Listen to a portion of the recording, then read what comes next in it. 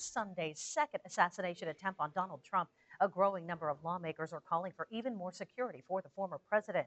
Erie News Now Washington, D.C. correspondent Brendan Scanlon joins us live on Capitol Hill.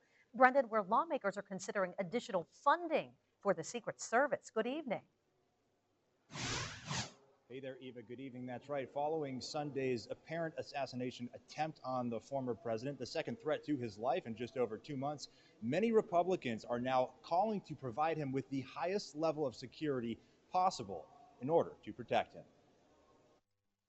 The apparent assassination attempt of Donald Trump on Sunday has prompted calls for additional security surrounding the former president. Some Republicans are now calling on President Biden to provide Trump with full presidential protection. We should be outraged, and we're making every demand for that to happen. Many Republicans have praised the actions of the Secret Service on Sunday, but say the agency needs to focus on allocating its resources. The Secret Service, as you've seen reported, suggests that they have a manpower shortage. And look, this is about allocation of resources. It's not necessarily more funding. I would suggest to you more coordination between the security agencies. It could be, the local county sheriff, the state police, the Secret Service. Congressman Jack Bergman agrees that it's not so much a funding issue, but instead more of a coordination and training issue. If we need more to provide the coordination, if there's some different scenario-based training, because if we're not training with current 21st century scenario-based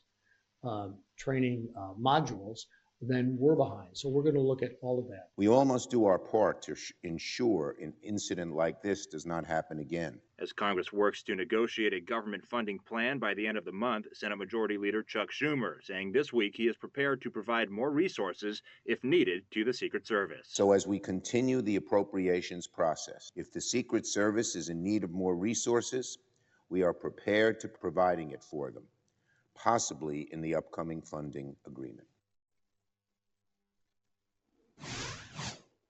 And Eva, there is a chance we could see some additional dollars for the U.S. Secret Service as part of that temporary funding bill known as a continuing resolution. We should have a better picture tomorrow, which is when House Speaker Mike Johnson plans to bring up his version of that spending plan for a vote in the House. Reporting live on Capitol Hill for Erie News Now, I'm Brendan Scanlon.